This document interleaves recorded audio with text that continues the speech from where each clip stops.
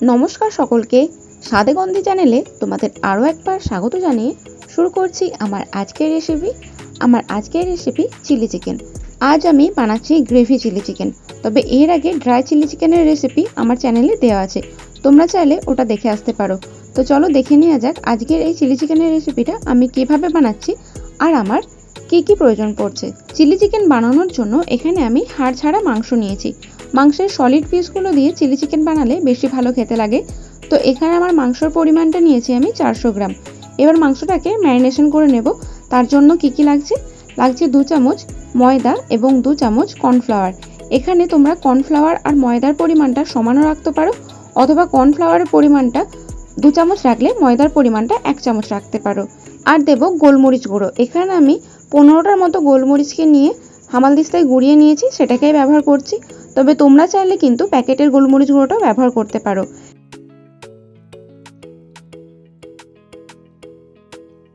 এখন এর মধ্যে দিয়ে দিচ্ছি একটা ডিম ভেঙে, আর দিয়ে দেব আদা রসুনের পেস্ট। তার জন্য আমি এখানে নিয়েছি 2 কোয়া আদা, ওই 1 ইঞ্চির মতো আদা নিয়েছি। আর দিচ্ছি 15টার মতো রসুনের কোয়া।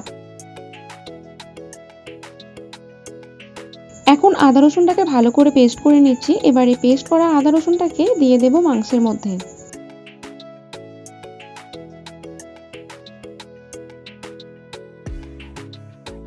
মাংসটা ম্যারিনেশন করার জন্য মোটামুটি সব কিছুই দেওয়া হয়ে গেছে। এবার এগুলোকে ভালো করে মাংসের সঙ্গে মাখিয়ে নেব।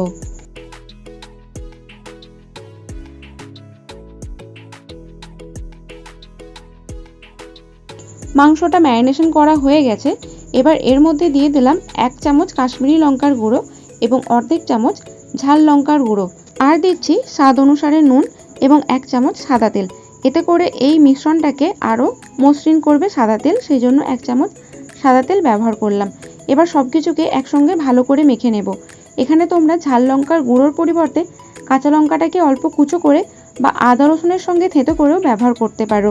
আর কাশ্মীরি লঙ্কাটা ব্যবহার করলে চিকেনগুলো যখন ভাজা হবে চিকেনের মধ্যে একটা সুন্দর কালার আসবে। তাই যদি তোমাদের সম্ভব হয় অবশ্যই করে কাশ্মীরি লঙ্কার গুঁড়োটা ব্যবহার করো। এখন সসের সিরাপটা তৈরি করে নিচ্ছি। তার জন্য এখানে দিয়েছি 3 চামচ সয়া সস এবং 3 চামচ চিলি সস। এখানে আমি গ্রিন চিলি সস ব্যবহার করেছি। আর তার সঙ্গে দেব বেশ কিছুটা পরিমাণ টমেটো সস, ওই 8 থেকে 10 চামচের মতো টমেটো সস ব্যবহার করেছি। চিলি চিকেন বানালে টমেটো সসের পরিমাণটা বেশি লাগে, তাই এখানে টমেটো সসটা বেশি পরিমাণ দেওয়া হয়েছে। এবার এই সসগুলোকে ভালো করে মিশিয়ে নেব। সঙ্গে দেব 1 কাপ জল দিয়ে সসগুলোকে আবারও ভালো করে মিশিয়ে নেব। এতে করে সসের টেক্সচারটা একটু পাতলা হয়ে যাবে।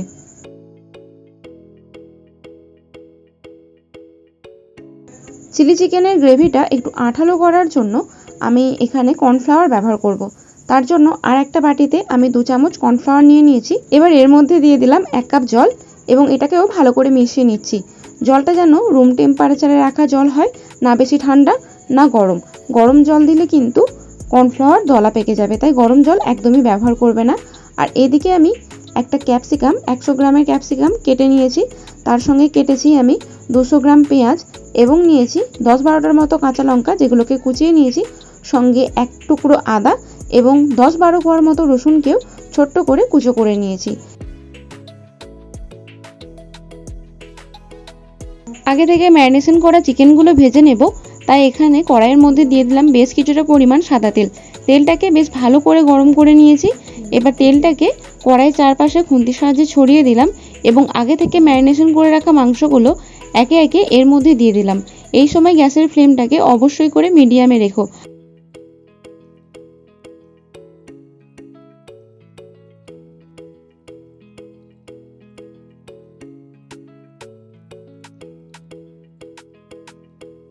মাংসগুলো মিডিয়াম হিটে 1 পিঠ ভালো করে ভাজা হয়ে গেলে আবারও আরেক পিঠ উল্টে দিয়ে ওই মিডিয়াম হিটেই অপর পিঠটাকেও ভেজে নিতে হবে। একটু সময় নিয়ে চিকেনটাকে ভাজলে বেশ সুন্দর ভাজা হয় এবং ভেতরের চিকেনগুলো খুব সুন্দর সেদ্ধ হয়ে যায়।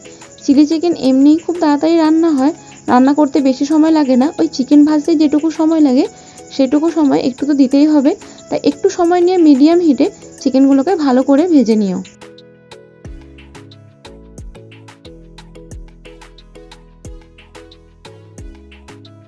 যে তেলে মাংস ভাজা হয়েছিল ওই তেলেই রান্না করা হচ্ছে। অতিরিক্ত তেল তুলে নিয়ে প্রয়োজনীয় তেল রেখেছি, তার মধ্যে দিয়ে দিয়েছি আদা রসুনের কুচোগুলো। এবার এটাকে হাই ফ্লেমে বেশ ভালো করে কয়েক সেকেন্ড নাড়াচাড়া করে নিচ্ছি।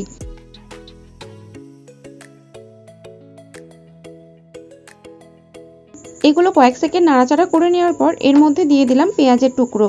এখন আমি গ্যাসের ফ্লেমটাকে হাই রেখেছি, আর গ্যাসের ফ্লেম হাই রেখেই সব সবজিগুলো ভাজতে হবে। পেঁয়াজটা দেওয়ার পর বেশ কয়েক সেকেন্ড নাড়াচাড়া করে নিলাম। এখন এর মধ্যে দিয়ে দেবো কেটে রাখা ক্যাপসিকাম। খুব বেশি সময় নিয়ে সবজিগুলো ভাজার দরকার নেই, তাহলে সবজি নরম হয়ে যাবে, তাই কয়েক সেকেন্ড পরপরই আমি সব সবজিগুলো দিয়ে দিচ্ছি। রান্নাটা আমি হাই ফ্লেমে করছি। রান্নাটা হাই ফ্লেমে করলে সবজিগুলোর মধ্যে যে ক্রাঞ্চি ভাবটা থাকে সেটা থেকে যাবে। এই সব সবজি দিয়ে 1 মিনিটের মতো নাড়াচাড়া করে নেওয়ার পর এখন এর মধ্যে কাঁচা লঙ্কা চেরা দিয়ে দিচ্ছি। এটাকে দিয়ে 30 সেকেন্ডের মতো নাড়াচাড়া করে নেব।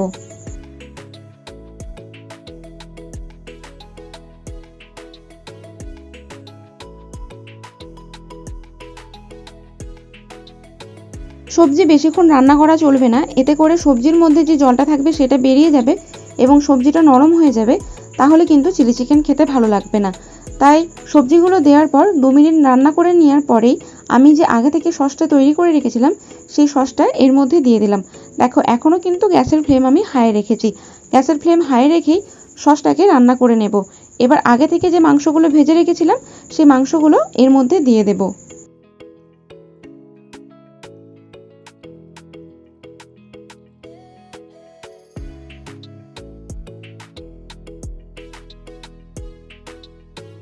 মাংস দেওয়া হয়ে গেলে সবজির সঙ্গে মাংসটাকে ভালো করে মিশিয়ে নিতে হবে।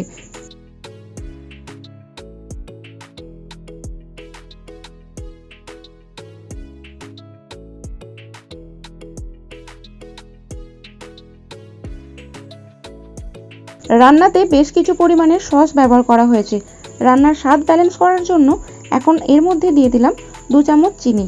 চিনি দেওয়ার পর মাংসটাকে ভালো করে মিশিয়ে নিতে হবে। চিনি ব্যবহার করার কারণে রান্নার স্বাদ অনেকটা ব্যালেন্স হবে, কারণ চিনি রান্নার স্বাদ ব্যালেন্স করতে সাহায্য করে। এবার ওই যে আগে কর্নফ্লাওয়ারের জলটা তৈরি করেছিলাম সেটাকে দিয়ে আবারও মাংসটাকে ভালো করে মিশিয়ে নিচ্ছি। এবার রান্নাতে গ্রেভি কতটা চাও সেই পরিমাণ বুঝে তোমাদেরকে জল ব্যবহার করতে হবে। যতটা গ্রেভি চাও তার থেকে একটু বেশি তোমাদেরকে জল ব্যবহার করতে হবে, কারণ মাংস অনেকটা জল শুষবে, তাই গ্রেভিতে জলের পরিমাণটা অবশ্যই একটু বেশি দিও।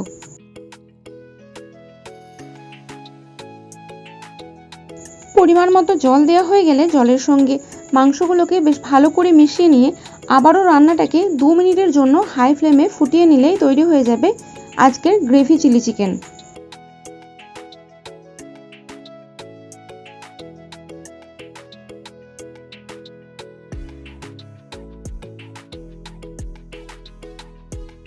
রান্নাতে জল ব্যবহার করার কারণে রান্নাতে নুনের পরিমাণটা কম হতে পারে, তাই একবার নুনটা টেস্ট করে নিও। যদি নুন কম থাকে তাহলে এই পর্যায়ে একবার নুনটা ব্যবহার করে দিও। আমার এখানে নুনটা কম ছিল, তাই আমি স্বাদ অনুযায়ী আরও কিছুটা নুন ব্যবহার করলাম। রান্নাটা প্রায় কমপ্লিট হয়ে এসেছে, তবে রান্নাতে রেস্টুরেন্টের মতো স্বাদ আনার জন্য একটা সিক্রেট মশলা ব্যবহার করব, যার মধ্যে আছে মৌরি, ধনে, জিরে, লবঙ্গ এবং দারুচিনি, যেগুলোকে শুকনো খোলায় একবার নাড়াচাড়া করে নিয়ে গুঁড়ো করে নিয়েছি। 1 চামচের মতো ওই ভাজা মশলাটা ব্যবহার করে মিশিয়ে রান্নাটাকে ঢাকা দিয়ে দিলেই তোমরা রেস্টুরেন্টের মতো চিলি চিকেন বাড়িতেই পেয়ে যাবে। মশলাটাকে ভালো করে মিশিয়ে নেওয়া হয়ে গেছে। এখন চিলি চিকেন একদম রেডি হয়ে গেছে। এবার এটাকে আমি পরিবেশন করে দেখাচ্ছি। এরকম গ্রেভি চিলি চিকেন তোমরা রাইসের সঙ্গে পরিবেশন করতে পারো। ঝুরঝুরে রাইসের সঙ্গে এরকম গ্রেভি চিলি চিকেন খেতে বেশ ভালো লাগে। এছাড়াও তোমরা এটা পোলাওয়ের সঙ্গে বা অন্যান্য আরও ডিশের সঙ্গে তোমরা পরিবেশন করতে পারো, তোমাদের কিন্তু ভালোই লাগবে। আজকের ভিডিওটা এখান পর্যন্তই রইলো। দেখা হবে পরবর্তী কোনো ভিডিও। ততক্ষণ ভালো থেকো, সুস্থ থেকো। আর আজকের ভিডিওটা ভালো লাগলে অবশ্যই একটি লাইক করে আমার চ্যানেলের পাশে থেকো।